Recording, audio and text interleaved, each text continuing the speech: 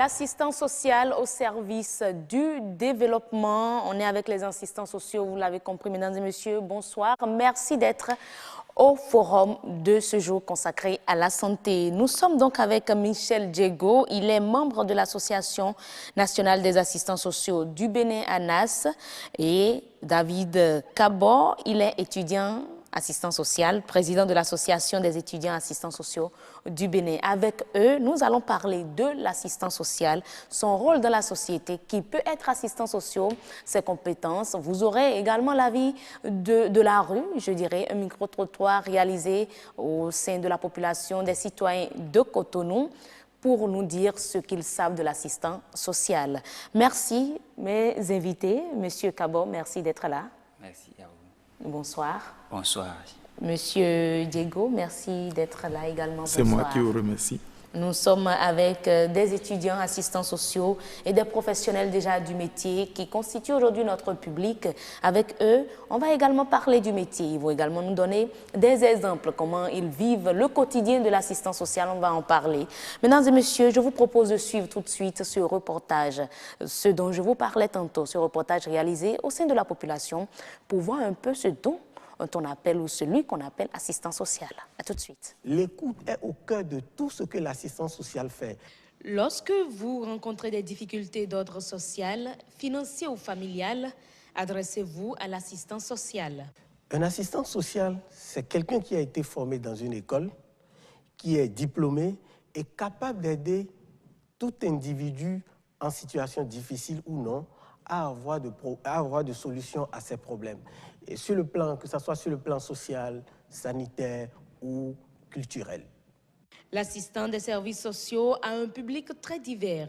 Qu'il soit chômeur, personne dépendante, surendettée ou migrante, l'assistant social l'aide à trouver des solutions adaptées et durables. Lorsque vous êtes personne en situation difficile, soit vous avez été victime d'un incendie, l'assistance sociale vous écoute, évalue les besoins avec vous et vous accompagne en faisant un dossier de secours pour que l'État vous aide en matière de feuilles de tôle, en matière de vivre ou non-vivre. L'assistance sociale accompagne également les femmes victimes de violences. L'assistance sociale travaille également avec les personnes de troisième âge, que ce soit au niveau de la santé, que ce soit au niveau des services sociaux scolaires, dont l'assistance sociale est au cœur du développement.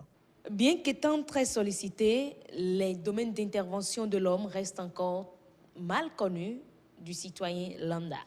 Assistants sociaux au Bénin, moi, c'est les gens ONG qui viennent en aide aux enfants orphelins, les enfants démunis, les enfants de rue, qui viennent, aussi des gens qui viennent en aide aux femmes qui n'ont pas les moyens.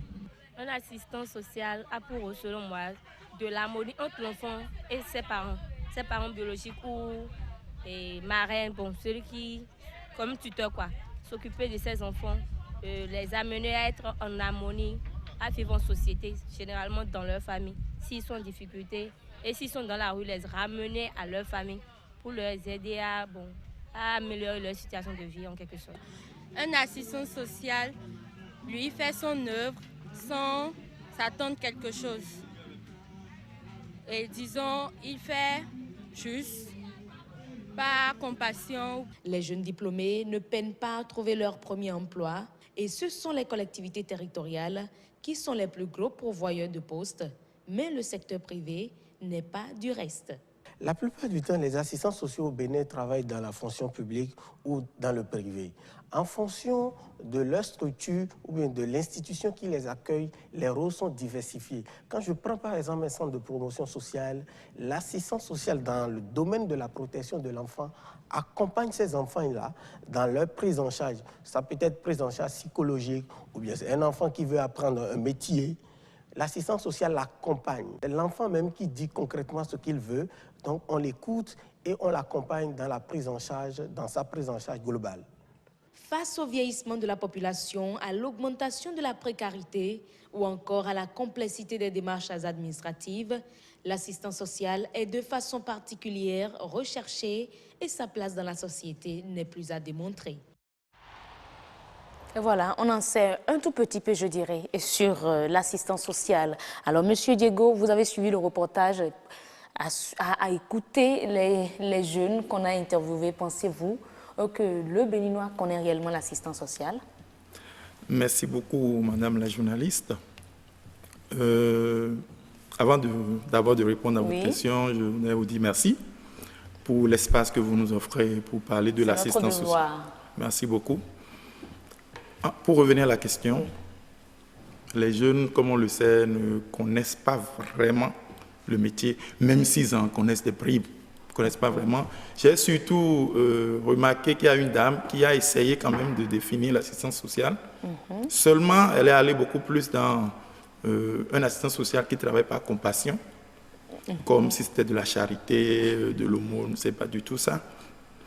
L'assistance sociale, en fait, c'est un professionnel qui travaille avec un art qu'on apprend.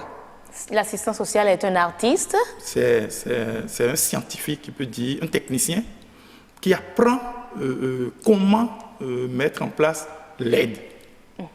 L'aide n'est pas, c'est pas de la charité, ce n'est pas de l'aumône, comme le disait la dame, où il faut travailler seulement avec sa compassion, mais il y a différentes sortes d'étapes, différentes sortes de techniques qu'il faut mettre en place pour aboutir au résultat qu'on voudrait atteindre. Donc c'est ce qui manquait un peu dans votre micro-trottoir. On doit, avec le travail social, aboutir à un résultat qui n'est pas un résultat sur lequel on peut tomber comme on veut. C'est un résultat qui est prévu par des étapes. Vous voyez un peu, c'est quelqu'un qui prend un individu, une communauté, un groupe, qui est supposé être en vulnérabilité et l'accompagne. Donc, si je comprends bien, l'assistant social travaille avec, il est plus en contact avec les vulnérables uniquement? Beaucoup plus avec les personnes vulnérables. D'accord. Les personnes qui sont censées avoir quelque chose qui leur manque. Vous voyez, si nous sommes tous ici, nous sommes tous capables d'opérer un changement, il y a nécessairement des gens, pour des raisons qui ne sont pas nécessairement de leur volonté, qui n'arrivent pas à suivre. Vous voyez, ils n'arrivent pas à suivre la marche vers le développement. Le rôle de l'assistance sociale en ce moment, c'est d'accompagner ce genre de personnes pour qu'ils atteignent le niveau des autres. Mais tout ce que vous dites de l'assistance sociale, on se demande s'il y en a assez dans notre pays pour jouer ce rôle-là. Il y en a suffisamment. Suffisamment. En tant que membre de l'association, vous êtes au nombre de combien? Aujourd'hui, on dépasse au moins 3 à 4 centaines sur toute l'étendue du territoire. Ce qui rend difficile le décompte, c'est que nous, comme l'a dit votre micro-trottoir, il y a un professionnel qui parlait tout à l'heure, nous ne sommes pas dans un seul secteur.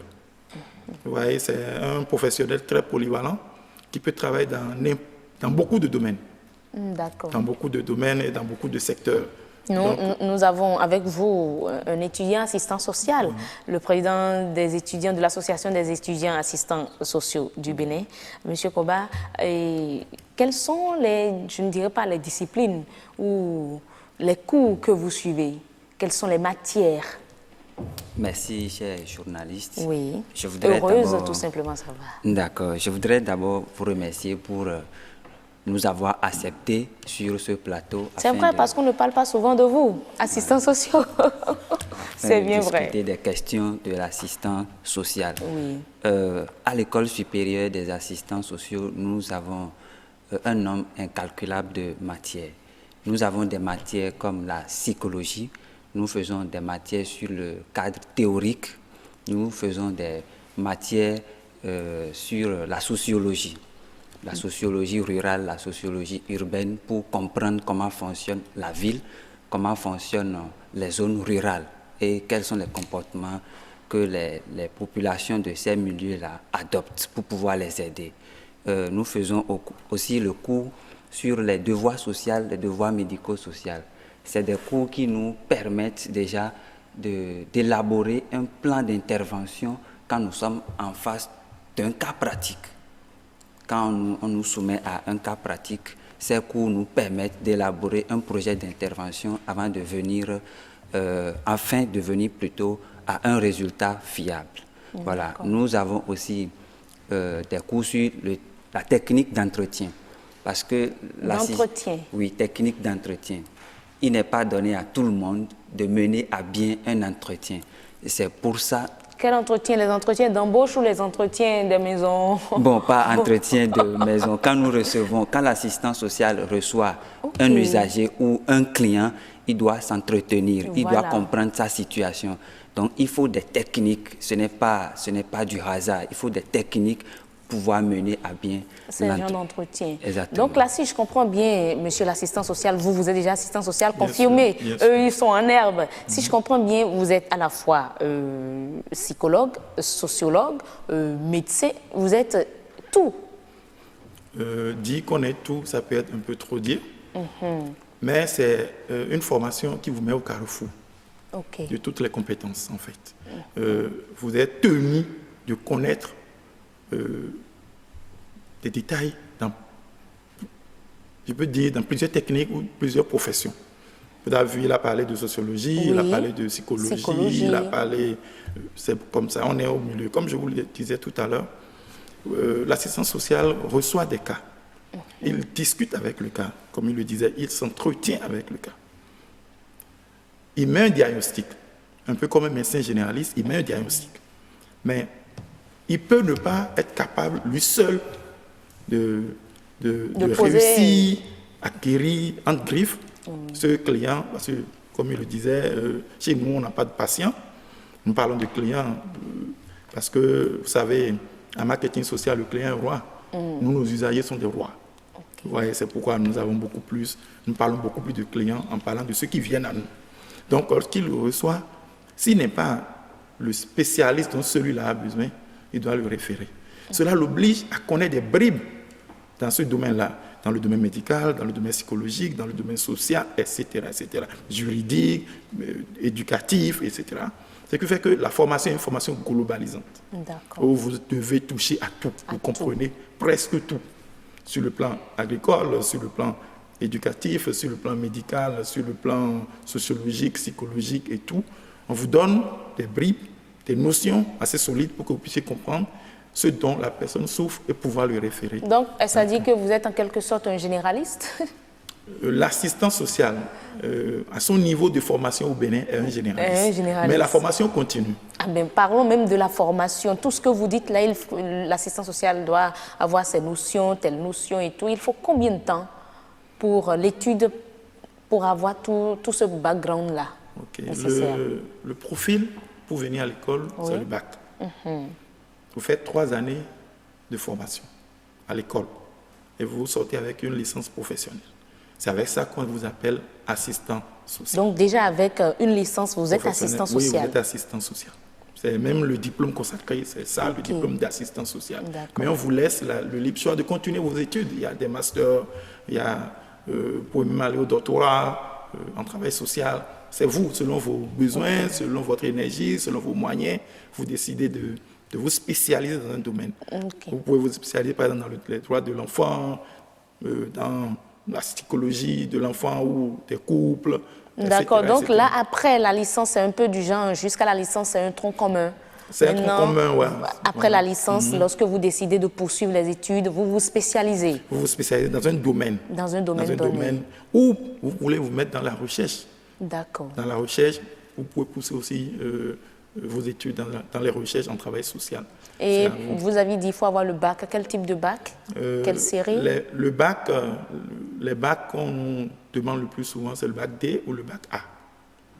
Le plus souvent. Mais comme le bac B sont tolérés. D'accord. Oui. Sinon, le bac D et A sont acceptés. Est-ce que le bac D, il y a des matières scientifiques ou c'est beaucoup plus littéraire? Le bac, c'est littéraire, mais il y a des matières scientifiques. On vous a parlé des matières médicales qui sont quand même des matières scientifiques. Tout à fait. Voilà. Donc, mais il y a d'autres matières comme les matières en psychologie, en sociologie, qui sont un peu plus portées vers la littérature. Vous voyez, parce que les sciences sociales aussi, c'est un communicant. Vous voyez, c'est un communicant. On le forme aussi pour qu'il soit capable d'avoir un contact avec les autres. En plus de certaines matières qu'on peut appeler scientifiques, il y a beaucoup de matières qu'on peut mettre dans le cadre des matières en sciences de l'éducation, en sciences humaines, en sciences sociales, etc. D'accord. Vous êtes en 3e année, n'est-ce pas? En 3e année de licence. Oui. Mais vous aspirez à poursuivre ou vous sortez assistant social et puis vous allez chercher de l'argent? Mais je ne vais pas dire je sors assistant social et puis je vais chercher de l'argent, puisque aujourd'hui déjà les diplômes sont importants et puis les connaissances sont importantes. Donc j'aspire bien, après la licence, continuer. Mais au Bénin déjà, on nous demande une certaine expérience avant de revenir pour la spécialisation, c'est-à-dire après la licence, je fais des expériences sur le terrain 1 an ou 2 ans et je reviens pour le master. Donc, vous êtes formé, vous êtes en train d'être formé au Bénin? Oui. Au niveau de l'école des assistants sociaux, n'est-ce pas? L'école supérieure des assistants sociaux. Et après les 3 années, la formation en master et en doctorat également, c'est possible ici et au niveau de votre école? Déjà, nous avons un master en protection de l'enfance au Bénin. Nous avons un master en protection de l'enfance. Vous n'avez pas encore toutes les spécialités, il n'y a pas encore toutes les spécialités ici? Non, toutes les spécialités, non. Non. Juste le master en plus? Juste le master. Il y a, oui, le master en protection de l'enfance, comme je vous l'ai dit. Oui. Il y a, après la formation, nous avons la possibilité de faire d'autres masters. Toujours qui est rapport à l'assistance sociale? Oui. Il y a aussi le master en gestion des catastrophes. Ok. Oui. En fait, si vous permettez, l'école supérieure des assistants sociaux vous donne l'opportunité d'un master. C'est ce que je comprenais. Voilà, d'un master, et c'est de ça qu'il parlait. Okay. Mais vous avez aussi l'opportunité de faire d'autres. Voilà. Oui. Vous pouvez faire d'autres. Il y a la Flash qui pas au Bénin. Si, la Flash offre un master. Des masters. D'Abomey-Calavi. Je crois en gestion des catastrophes. Il y a des masters, faire la psychologie, etc. Okay. Il y a une pléthore de possibilités. Mais à l'extérieur aussi, il y a beaucoup de possibilités que vous pouvez. Mais l'école des assistants sociaux s'arrête juste, les études s'arrêtent au niveau du master? Oui, au niveau du master. Pour l'instant? Pour l'instant, aujourd'hui. Donc, tout ce qui, si vous décidez de faire un doctorat, c'est que vous voyagez, c'est cela? Nous voyageons, exactement. Évidemment. Vous voyagez, vous pouvez aller en France, vous pouvez aller au Canada. Il y a des possibilités de doctorat qui sont offertes au Canada. Oui. Et en France, et même dans d'autres pays. D'accord. Ben, je veux quand même savoir une chose. Lorsque vous avez suivi le reportage avec moi, l'un de vos collègues parle de l'assistance sociale. Il est au cœur du développement, il est au service du développement. C'est d'ailleurs le thème même de notre forum ce jour. Quel lien peut-on faire entre ce que vous faites et le développement de notre nation? Le lien qu'on peut faire est tellement grand que je risque de ne pas finir. Parce que, vous savez, l'assistance sociale travaille sur l'homme. Travaille sur l'homme qui est le meilleur produit ou le meilleur résultat avec lequel on peut aller au développement. Vous allez voir des pays qui, pour aller au développement, ils commencent par l'économique. Vous voyez, on prend un pays comme le Bénin, qui est un pays pauvre. On prend peut-être 10% de personnes qui sont capables de mener le Bénin vers le développement. Mais il y a 90% aussi qui sont là. Vous voyez, avec les 10%, on peut faire quelque chose. Et les 10% seront là pour aider 90%. Mais imaginez un instant qu'on prenne les 90% qui restent, qu'on mette le peu qu'il le faut pour venir à un niveau de mettre le développement.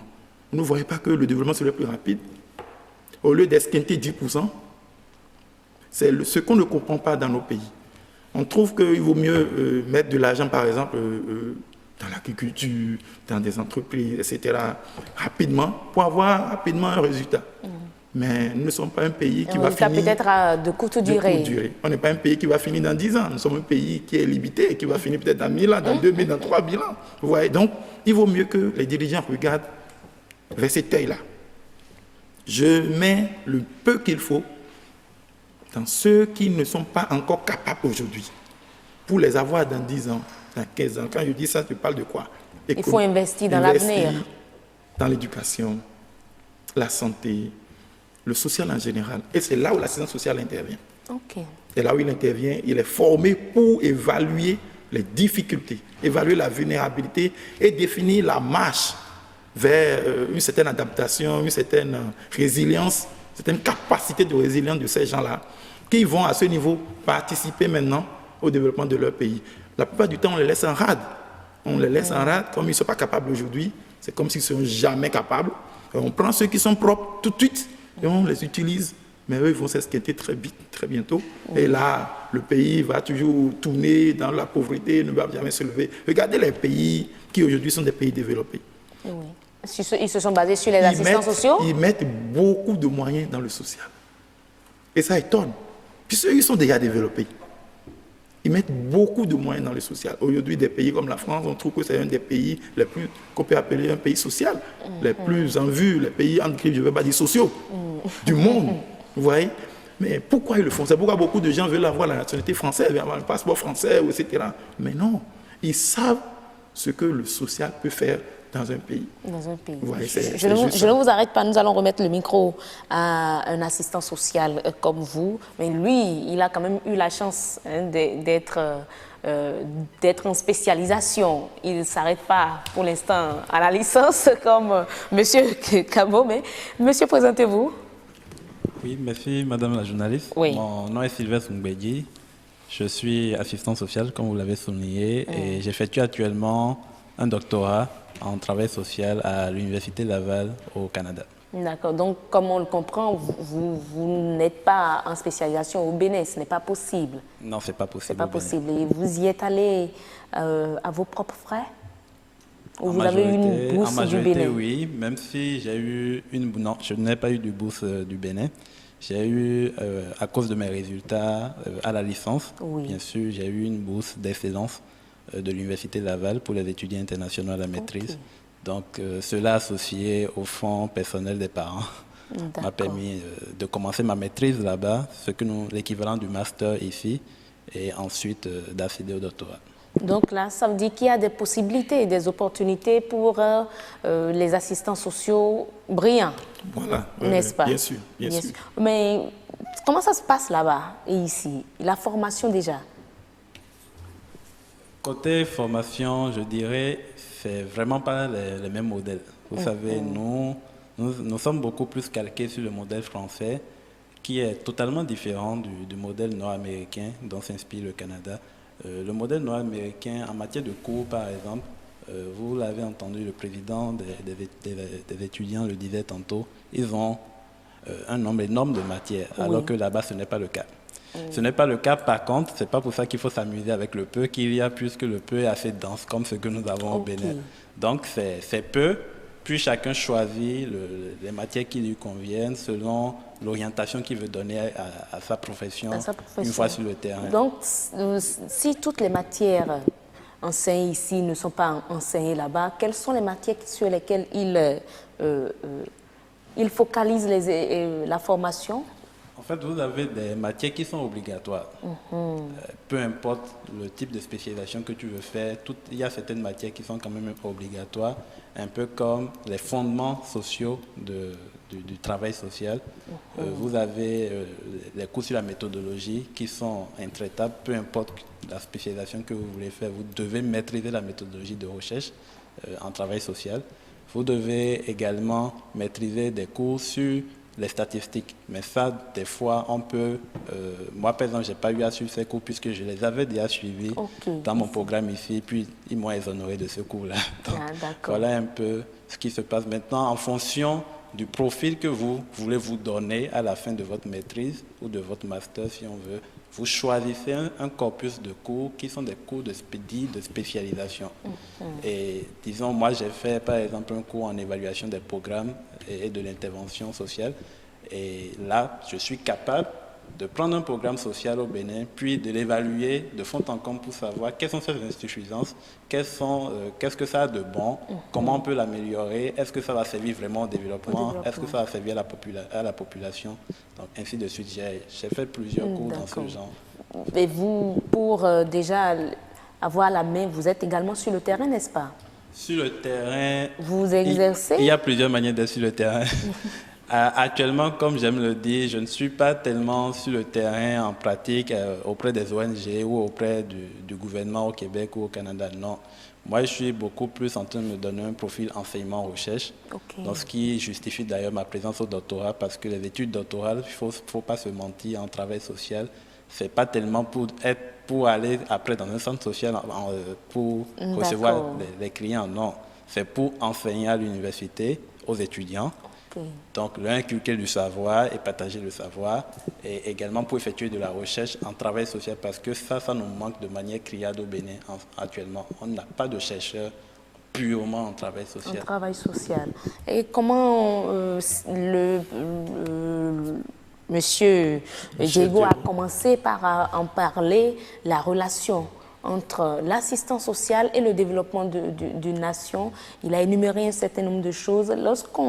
Vous qui avez fait le Bénin et l'autre côté, comment faites-vous cette comparaison-là? Comment ça se fait? Est-ce que c'est la même chose, ça se vit de la même chose, l'assistance sociale? La comparaison est la même. Vous savez, l'aide n'est pas plus verte chez l'autre. Et nous pensons au Bénin que nous sommes les seuls, c'est seulement au Bénin que le secteur a un problème. Même dans les pays développés, malgré qu'on met des millions ou des milliards par an dans le secteur social, ça ne suffit pas dans ces pays-là non plus, parce que, écoutez, il y a des pays qui sont développés, mais qui ont plus de problèmes sociaux que nous-mêmes, qui ne sommes pas si développés. C'est peut-être parce que chez nous, il n'y a pas encore eu suffisamment de recherche pour relever certains problèmes qui existent. Donc, je ne vais pas faire la comparaison à ce niveau-là, mais c'est pour dire que l'argent qu'on investit dans le social, ça ne suffira jamais assez, en fait. Parce que tant qu'il restera un seul Béninois, par exemple, qui aura besoin qu'on l'accompagne, alors il y a du travail à faire. Il y a du travail à faire. D'accord. On va revenir ici. Monsieur Diego, alors, vous parlez du social. Est-ce que l'État actuel investit réellement dans le social, selon vous, assistance sociale? Ça, c'est une question difficile. En quoi? Comme vient de le dire Sylvestre, dire que l'État investit, ce serait trop dire. Dire que l'État n'investit pas, ce serait un peu mal dire. Ouais. Je pourrais dire que, on peut dire que l'État essaye. L'État essaye. Le seul souci, comme je viens de le dire tout à l'heure, c'est la compréhension de l'importance du secteur. Il faut que l'État comprenne que ce secteur est aussi important pour le développement que les autres. Parce qu'ils ont une compréhension du secteur et ils investissent à niveau. Voilà, à niveau. Il y a quand même je peux dire, des efforts qu'on peut saluer. Il y a des efforts qu'on peut saluer. Mais vous ne sentez pas encore une volonté politique comme il le faut? Il y a un début. Il y a un début et on espère que ça va continuer. Parce que vous avez entendu tout à l'heure dans votre micro-trottoir nos compatriotes dire, par exemple, l'assistance sociale, c'est celui qui aide les autres. C'est peut-être une ONG, et c'est quelqu'un qui est compatissant, etc. C'est peut-être ce que beaucoup de gens pensent. Vous voyez un peu? C'est comme... c'est peut-être la dernière roue du carrosse, quoi. C'est quand on a déjà fait tout, on a fait tout, il faut penser à ça. Et c'est ça qui est peut-être un peu dommage. Si je parie que si nos autorités à divers niveaux comprennent que ce secteur aussi peut, et même plus, peut aider véritablement pour le développement, je crois que ce serait l'un des premiers secteurs sur lesquels ils allaient intervenir. Vous allez, souvent quand nos hommes politiques veulent aller dans une région, surtout à l'approche des justes électorales, on dit ils vont faire du social. Oui. On entend souvent ça. Tout à Ils vont fait. faire du social, vous allez voir chargés de bassines. Est-ce à dire que les assistants sociaux sont également dans leur état-major? Pas du tout. Vous allez voir chargés de bassines ou chargés de, je sais pas, de pelles ou bien de balais ou des bonnes dames et ils ont fait du social. Vous voyez, quand le mot là sort, je vais faire du social avec ma bassine sur la tête, le lambda, pour lui, c'est ça le social. Alors que, vous avez bien entendu quand l'assistant social que vous avez interviewé le disait, c'est tout un plan d'intervention, le social. C'est tout un plan d'intervention. C'est en fait aider. Aider, c'est l'aide, mais aider à ne plus avoir besoin d'aide. En fait, c'est ça. Si je viens donner une bassine et je rentre chez moi, est-ce que j'ai fait du social? Non. J'ai peut-être fait du compatissant, comme le disait la dame. J'ai peut-être fait de la charité, comme on le fait dans les églises. J'ai peut-être fait de l'aumône, comme les musulmans le font tout le temps. Mais ça s'arrête là. Ça s'arrête là. Voilà. Vous qui suivez vos aînés intervenir, que pensez-vous finalement de la profession? C'est une profession, moi j'ai l'habitude de le dire, après ça, il n'y en a plus. Je rigole avec, puisque déjà, en matière de développement, moi je dis l'assistant social est au cœur. C'est la première personne. Parce qu'on ne peut pas faire le développement sans connaître les difficultés, sans connaître les besoins. Et l'assistant social, c'est ce professionnel qui est plus proche de la communauté, qui communique plus avec la communauté, donc maîtrise mieux les problèmes, d'accord, qui viennent régulièrement dans cette communauté. Donc pourrait, d'accord, préparer des démarches pour pallier. Et donc là déjà, l'assistant social, c'est une personne importante. Le travail social ou le service social, c'est une profession de qualité, c'est une profession à sauvegarder. Il faut que l'État puisse investir véritablement dans ces études. Quand on vous écoute, en tout cas ces jeunes bacheliers vous écoutent, je crois qu'ils auront envie à être assistants sociaux. Mais parlons des domaines d'intervention. Vous intervenez souvent où? On l'avait déjà dit aussi, c'est un domaine vraiment polyvalent. Polyvalent. Mais est-ce que vous vous retrouvez uniquement dans les centres sociaux? Non, pas du tout. Les centres sociaux, c'est beaucoup plus l'aspect généraliste de la corporation. Okay. C'est eux qui s'occupent de beaucoup de choses. Je vais dire pratiquement, on peut dire en écrit, s'occupent de tout. Parce qu'on n'arrête personne. C'est un centre qui est ouvert, c'est la politique sociale de l'État qui est délivrée par ce centre-là. Okay. Vous voyez, donc, n'importe qui a besoin d'un soutien, d'un accompagnement, peut aller dans le centre. C'est pourquoi ils ont beaucoup de visiteurs, beaucoup de clients, parfois ils sont débordés. Vous intervenez où? Moi, j'interviens pas dans un centre de promotion sociale, j'interviens dans un service social et je vais y venir. À part les centres, il y a des services spécialisés. Sur le plan spécialisé dans les hôpitaux, spécialisé avec les forces armées, spécialisé avec le tribunal. Moi, je suis dans un tribunal, je suis dans le tribunal de Cotonou. Donc, ça, ce n'est plus totalement le tout, comme on le dit, c'est des spécialisations. Vous travaillez, c'est toujours le social, mais embarqué dans un sens. Par exemple, moi, je suis dans le domaine juridique. J'ai des collègues qui sont dans le domaine médical. Ouais. Et déjà, lorsqu'on prend déjà le domaine médical, comment on l'a eu abordé brièvement sur un autre plateau, comment ça se passe, les assistants sociaux au niveau médical? Oui, l'assistant social au niveau médical fait la même chose, mais sur le plan médical. Il reçoit des clients qui sont censés être vulnérables, il les écoute, il analyse leurs besoins.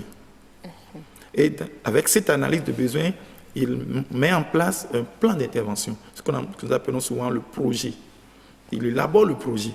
Et quand il élabore le projet, il évalue les ressources. La plupart du temps, c'est les ressources d'abord du client qu'on évalue, c'est-à-dire familial, social, professionnel, financier et tout.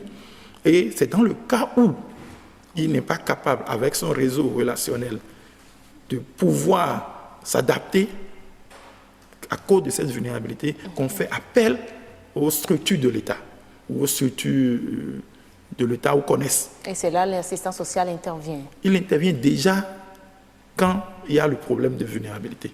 Écoutez, par exemple, quelqu'un vient à l'hôpital, il doit se faire soigner. C'est normal. Oui. Voilà, avec les moyens qu'il a, il ne peut pas. Il ne peut pas. L'hôpital ne peut pas le rejeter à cause de ça. Parce que si vraiment, c'est pourquoi il y a une assistance sociale qui évalue son degré de vulnérabilité. S'il se rend compte, nous avons des techniques pour évaluer la vulnérabilité des gens. Quels sont ces critères? Les critères, il y en a pour savoir que je suis vulnérable? Il y en a beaucoup. C'est des grilles, des techniques, c'est un peu comme on a dans tout métier, il y a des outils qu'on utilise. C'est comme ça. Entre autres, comment reconnaissez-vous les personnes vulnérables? Par exemple, déjà à l'entretien, il y a des expertises comme les enquêtes sociales. Vous voyez, il y a des possibilités de visite à domicile. Il y a des possibilités d'enquête d'environnement ou de moralité ou d'enquête de vie, vous voyez, qui font que l'assistance sociale se fait une opinion sur la personne. En utilisant ces outils, il a une opinion sur la personne. Il peut dire non, celui-là, il est capable de se prendre en charge. J'ai parlé par exemple de l'évaluation de ses ressources propres. Quand il dit propre, ça peut être pour lui, ça peut être pour sa famille, ça peut être pour les collatéraux, etc. etc. S'il voit qu'il a les ressources qu'il faut, il trouve que celui-là n'est pas vulnérable. En fait, si je pose la question, c'est parce que très souvent, à des moments donnés, on fait face à certaines situations où c'est là, on appelle le journaliste pour dire, venez faire cette enquête-là, je n'ai plus de moyens, je dois bénéficier des fonds des indigents, et on dit après enquête que je ne suis pas indigent. La seule personne qui est qualifiée pour dire que vous êtes indigent, c'est encore l'assistance sociale. Mais voilà. C'est comme vous dites, je suis malade, je suis allé chez le médecin, il a dit que je ne suis pas malade. Tu n'es pas malade si tu es allé chez le médecin. Et s'il te dit que tu n'es pas malade, tu n'es pas malade. Le qualifié pour dire que tu es malade, c'est le médecin. Le qualifié pour dire que tu es indigent, c'est l'assistance sociale. Donc s'il le dit, c'est que tu n'es pas indigent. Peut-être tu as un problème dans un domaine donné qu'on doit t'accompagner et t'aider à régler. Et quand vous n'êtes pas indigent, déjà je reviens toujours à l'hôpital, quand vous n'êtes pas indigent, mais vous n'arrivez plus à faire face aux dépenses liées à votre prise en charge, est-ce que l'assistance sociale fait quand même quelque chose? Oui, il fait appel à votre réseau relationnel. Parce qu'avant de décider, il a évalué vos ressources. Que vous-même, peut-être que vous-même, vous n'avez même pas pensé à ça. Il y a des gens qui peuvent venir te voir, par exemple, pour te dire « mon enfant n'est pas à l'école ». Mais quand tu regardes, et que tu fais un peu d'analyse avec lui, tu rends compte que son frère a une école. Mais pourtant, lui, son enfant n'est pas à l'école et il se dit qu'il n'a pas les moyens de mettre son enfant à l'école. Vous voyez un peu que celui-là, il se dit peut-être indigent, il se dit peut-être vulnérable, mais en fait, il suffit de toucher un bouton dans sa famille et le problème est réglé. On n'a pas besoin d'amener tout vers l'État. Vous voyez, dans notre réseau interne, familial, environnemental, on peut dire régler nos problèmes. Parfois, nos clients ne le savent pas toujours. C'est là que nous, on intervient, parce qu'on a été formés pour ça. D'accord. Voilà. Est-ce que vous êtes déjà sur le terrain, déjà lorsqu'on parle des stages pour des expériences? Oui, nous effectuons, l'école initie des stages pour les étudiants de la première année en troisième année. Et vous allez où? Est-ce que c'est au sein de la population des zones reculées ou vous allez où pour faire vos stages? Déjà, en première année, les stages sont uniquement dans les centres de promotion sociale. En deuxième année, nous allons dans des centres spécialisés. Et en troisième année, nous avons 2 stages. Il y a un stage de zone et puis les derniers stages qui sont consacrés pour les recherches afin de préparer son mémoire. Son mémoire. Oui. Et sur le terrain, comment ça se passe? Sur le terrain, ça dépend de là où vous avez... Vous recevez, vous êtes déjà arrivé ou à des moments donnés de recevoir des clients? Oui, nous recevons des clients.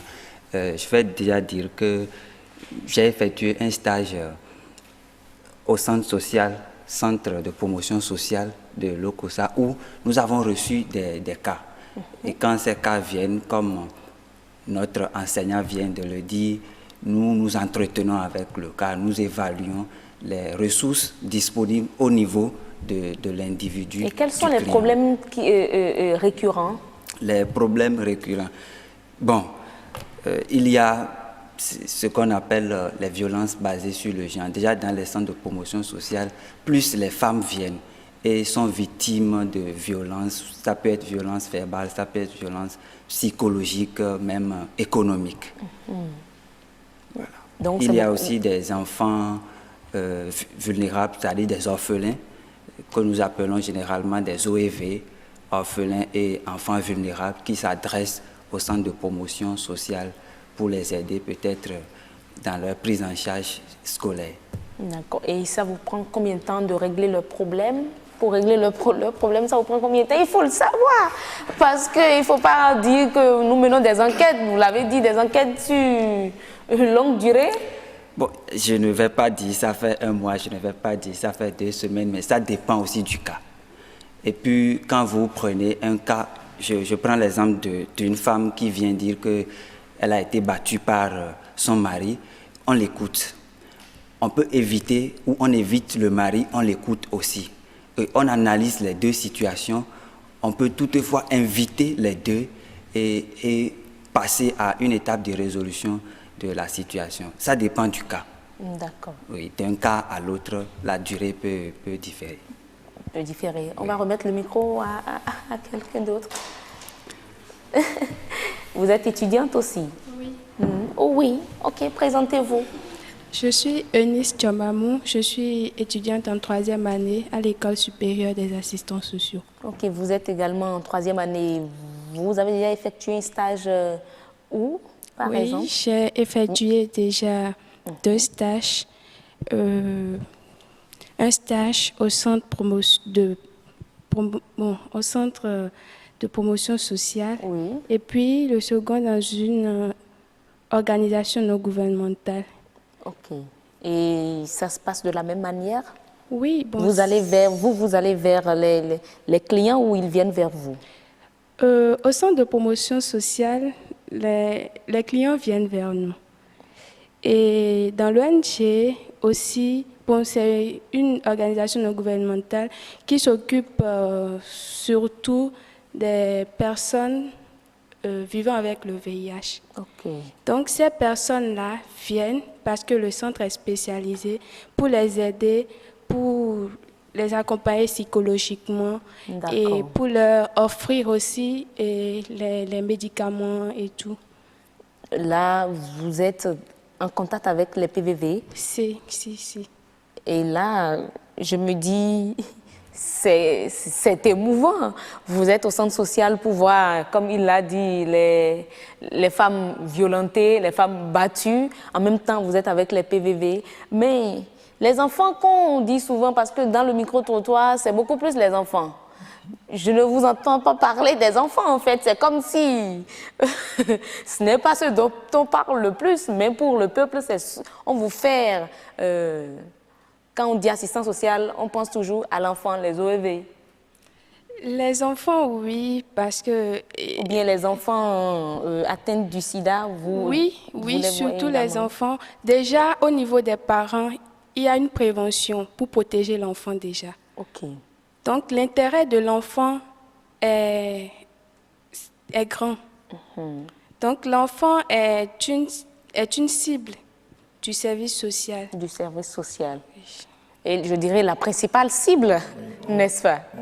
On parle souvent des enfants parce que c'est parmi ceux qu'on appelle vulnérables. Les enfants, même s'ils n'ont pas un problème, on les considère comme des êtres vulnérables. Vous voyez? Donc, je me plais souvent à dire en griffe que c'est des vulnérables célèbres.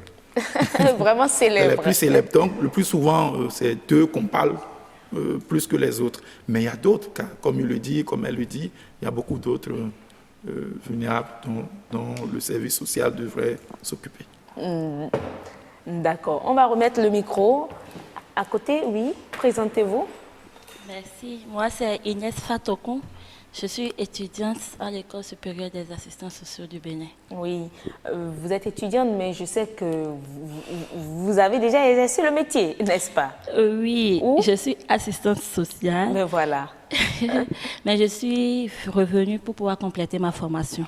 D'accord. Voilà. Et déjà, en tant qu'assistante sociale, quelles sont les réalités auxquelles vous faisiez face? on faisait face à plusieurs réalités. Puisque moi, j'avais servi dans un centre de promotion sociale. Ok. Donc, il y avait toutes sortes de problèmes que nous essayions de gérer avec la population. Et comme l'a dit David, les cas des femmes violentées. Oui. Moi, je ne veux pas dire les femmes violentées, je veux dire les violences basées sur le genre. Okay. Parce que nous recevons aussi parfois des hommes. Okay. Ah oui, nous recevons aussi parfois des hommes. Battus par leurs femmes. Bon, oui, battus, oui. Violentés. Moi, j'en ai reçu. C'est vrai que ça ne fait pas légion. Voilà. Il y a aussi les enfants, les orphelins, enfants vulnérables, les enfants handicapés. Ok. Oui, les enfants handicapés, les enfants affectés ou infectés par le virus de VIH. Pratiquement. Donc, vous recevez tout type de cas sociaux? Tout type de cas sociaux, même les sinistres, tout type de cas sociaux, nous recevons. Vous avez suivi Michel Diego, oui, vous avez suivi l'étudiant, votre camarade. Oui. Est-ce que selon vous, le métier nourrit son homme dans notre pays? Ah oui. Ils ont vanté les mérites du métier, mais est-ce que ça nourrit son homme dans notre pays? Moi, je dirais oui. Parce que si déjà, avant de venir dans le métier, on se met dans la tête que je vais m'enrichir, tout, on va un peu biaiser. D'autant plus que si tu es un agent permanent de l'État, si tu es recruté par l'État, tu es traité de la même manière que les autres fonctionnaires de l'État. Quand tu exerces dans un privé, tu as également des avantages dus à ton travail. Donc, vous avez eu des collègues qui ont exercé dans le privé, n'est-ce pas? Oui. Vous exercez dans le... Je suis un agent de l'État. Un agent de l'État. Mais est-ce que dans le privé, c'est mieux payé que dans le public? Ça dépend. Ah, mais à côté de vous, les gens, je suis quand même déjà là. Ça dépend. Évidemment. Évidemment, comme tout travail. Comme tout travail, le privé est toujours mieux payé. Oui. Il y a des gens qui sont dans des organismes internationaux, qui sont des assistants sociaux. Oui. Donc, naturellement, il doit y avoir des différences. D'accord. Maintenant, lorsqu'on parle, je reviens à vous, hein, Monsieur Diego. Lorsqu'on parle de la prise en charge, on l'a abordé tantôt. Est-ce qu'il y a eu des prises en charge à 100%, des prises en charge totales de vos clients? Prise en charge totale, vous voulez dire quoi par là? Il est vulnérable. J'en viens toujours aux patients, dans le monde médical. Est-ce que l'assistance sociale, à travers l'État, peut faire face à toutes les difficultés que rencontre ce client-là? Oui, c'est l'assistance sociale qui évalue. Vous avez dit, sur la grille de vulnérabilité, nous ne sommes pas au même niveau. Il y a des gens qui sont plus proches du début que de la fin. C'est l'assistance sociale qui évalue votre niveau de vulnérabilité. Et c'est avec ça qu'il met en branle le réseau d'intervention qui devrait vous aider à sortir de votre vulnérabilité.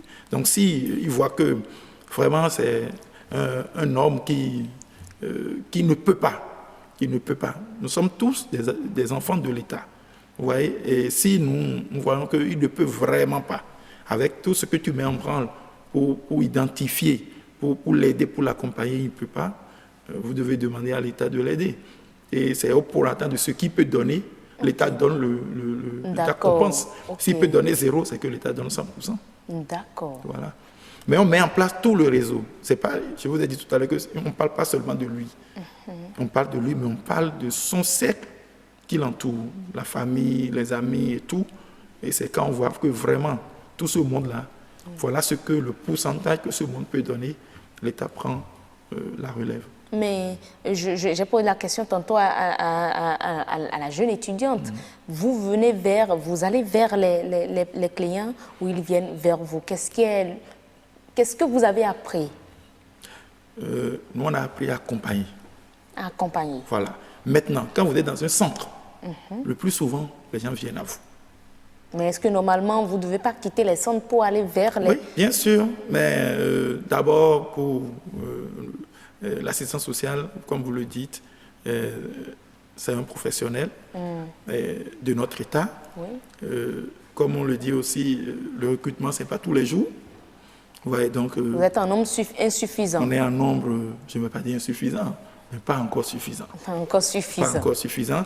Donc, un assistant social, le nombre ne fait pas, c'est pas pléthorique non plus. Donc, le travail, si vous avez des gens qui viennent à vous et que vous n'arrivez déjà pas manifestement à gérer, ce sera compliqué de faire des calendriers pour sortir. Alors, qu'est-ce qu'il faudrait aujourd'hui faire? Vous aviez tantôt soulevé la volonté politique qui n'est pas encore ce que ça doit être. Nous avons un gouvernement qui dit quand même qu'il investit dans le social. Est-ce que vous êtes accompagné dans le PAG, dans les programmes d'action du gouvernement? Quelles propositions avez-vous à faire aujourd'hui pour qu'à travers vous, on puisse atteindre réellement le développement? Oui. Moi, ce que je peux dire par rapport au travail qu'il faut faire avec les gouvernants, c'est d'abord que les gouvernants s'informent, qui s'informent sur le métier, sur la fonction, sur la mission de ces gens-là, que tout le monde ne connaît pas toujours.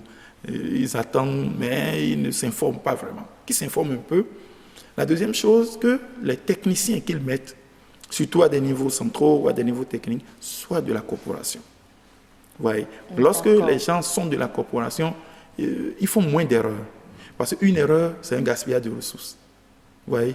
Donc, que les techniciens, les responsables, je veux dire, qui sont là pour superviser ou pour diriger, soient de la corporation. Et troisièmement, que les ressources soient allouées. Moi, je n'ai jamais été un artisan ou un défenseur de donner trop de moyens, non. Mais le minimum que vous pouvez donner pour que le secteur puisse participer au développement, il vaut mieux le faire. Parce que, qu'on le veuille ou non, ça participera au développement. À un moment ou à un autre. D'accord. Voilà. Donc, c'est ce que je peux dire aux gouvernants. Si nous arrivons, nous, assistants sociaux, à nous faire suffisamment entendre, suffisamment comprendre, je crois que ça ne devrait pas créer un gros problème, comme le disait le Ce qui est sûr, vous avez une association. Il faudrait que l'association également accompagne le gouvernement dans ses actions. Si le gouvernement ne vous tend pas la main, tendez-leur la main, n'est-ce pas? Oui, l'association essaie de faire ce qu'elle peut. Et vous savez, nous sommes au Bénin, ce n'est pas facile. Ah, bon, on entend toujours ça sur le plateau, c'est pas facile, nous sommes au Bénin. Que vous nous permettiez ici déjà de parler un peu de tout ça. Mais je peux vous dire, avant très rapidement. Oui, très rapidement, bien sûr. Je peux vous dire que cette association, c'est d'abord une jeune association, elle n'a pas encore 20 ans. Donc c'est une association qui essaie de faire ce qu'elle peut pour que les dirigeants puissent comprendre ce que c'est qu'un assistant social. Un assistant social, d'accord. Pour terminer, qu'est-ce que vous souhaitez aujourd'hui? Quelles propositions avez-vous à faire, vous, assistant social en herbe, en devenir, pour que le métier, la corporation soit réellement considéré dans notre pays?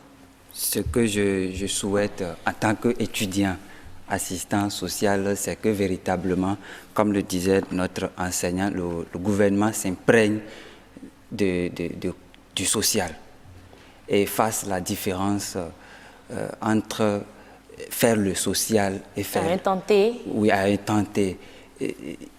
Il n'est pas rare d'entendre dire que quand je donne de l'argent à mon frère, c'est que j'ai fait du social, mais rendre mon frère autonome, c'est-à-dire permettre à mon frère de répondre à son problème lui-même est plus important, et c'est seul l'assistant social qui pourra véritablement agir de cette manière. Donc ça fait partie des défis aujourd'hui qu'il faut relever, n'est-ce pas, dans le pays, n'est-ce pas? Bien sûr. Merci beaucoup. Rendre nos compatriotes résilients, capables de participer au développement de leur pays. Je crois que ça devrait être un défi pour toute autorité. Pour toute nation. Merci beaucoup. Et voilà, mesdames et messieurs, c'est donc tout pour le forum de ce jour consacré à l'assistant social, le professionnel au service du développement. Il faudrait, coûte que coûte, je dirais, que l'État actuel, notre gouvernement, prenne en compte les assistants sociaux, surtout le social, afin qu'on puisse réellement atteindre les objectifs du développement durable. Et ce sera tout. Mesdames et messieurs, on se dit à très bientôt. Portez-vous très bien.